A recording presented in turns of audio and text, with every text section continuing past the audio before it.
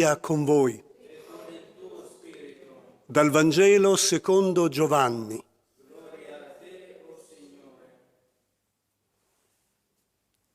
In quel tempo, Maria stava all'esterno, vicino al sepolcro, e piangeva.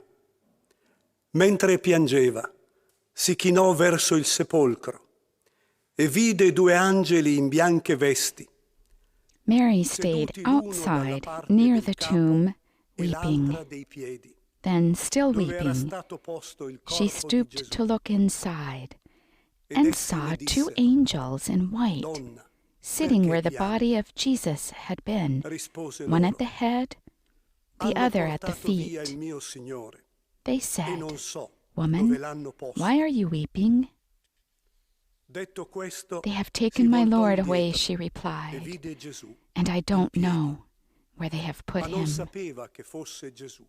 As she said this, she turned round and saw Jesus standing there, though she did not recognize him.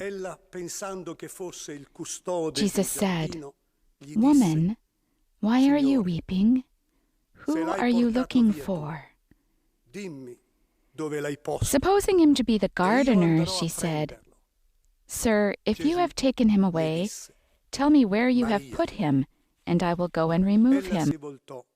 E gli disse in ebraico, Rabbuni, che significa maestro. Gesù le disse, non mi Jesus said, "Mary." She knew him then and said to him in Hebrew, "Rabboni," which means master.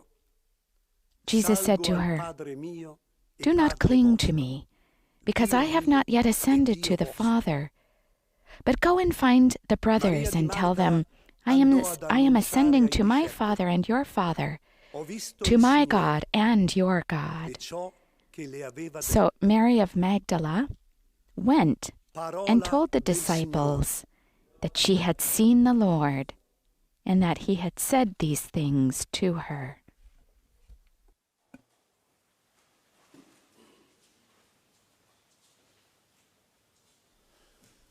Our Holy Father will now give us his homily.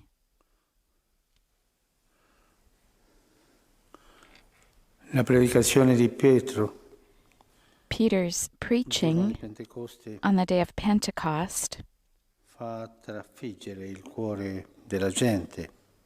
cuts to the heart of the people. Quello che voi avete crocifisso è risorto. He whom you crucified is risen. A dire queste cose si sentirono trafiggere il cuore. Hearing this, they were cut to the heart and said to Peter and the apostles, "What must we do?" E Pietro è chiaro, And Peter is clear, "You must repent. convertitevi. You must repent. Change Voi che your avete life. ricevuto You who la received promessa the di Dio, promise, you who received God's promise, voi and you che vi siete allontanati who distanced dalla legge yourselves di from Dio, God's law da tante cose vostre, because of many of your own tante things cose. and your idols and many things. Convertitevi. Convert yourselves. Tornate alla fedeltà. Return to Convertirsi fidelity. è questo. Converting oneself is Tornare this, ad essere fedeli. returning to fidelity, to be Fedeltà. faithful.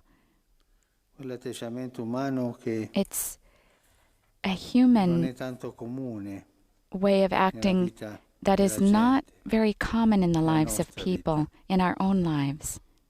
Sempre ci sono delle illusioni che There's attirano always l'attenzione illusions e that tante volte attract noi our attention, vogliamo andare and many times we dietro want queste to go, illusioni. we follow these illusions, Fedeltà faithfulness, fidelity, nei tempi buoni e nei tempi brutti. in good times and bad times. C'è un passo del secondo libro delle Croniche There's a passage in the second book of Chronicles that is very striking to me.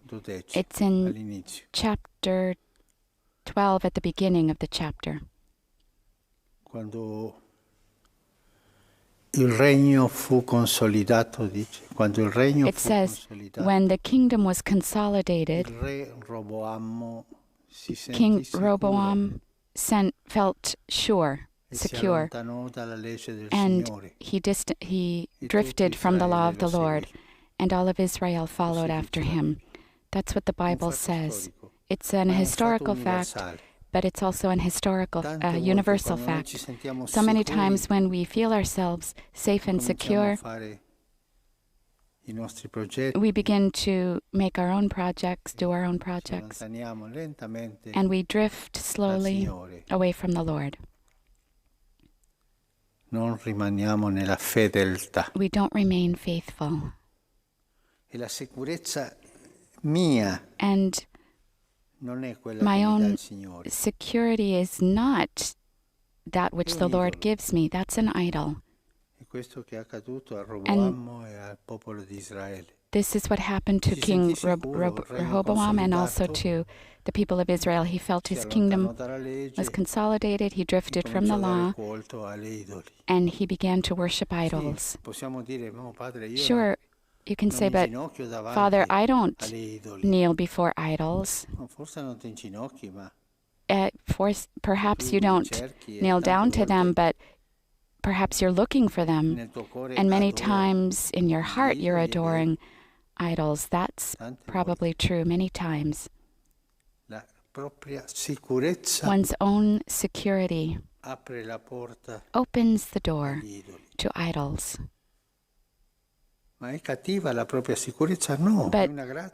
But self-security, is that something bad? No. If you are sure of yourself, then also be sure that the Lord is with me. But if I have myself at the center of my security and I drift away from the Lord like King Rehoboam, I become unfaithful. It's very difficult to preserve faithfulness. All of the history of Israel, and then also all the history of the church, is filled with infidelity, filled with self-centeredness, with self-assuredness. And so the people of God drifts away from the Lord. It loses faithfulness, that the grace of being faithful. Even among us, among people, faithful is not something that's sold in the market.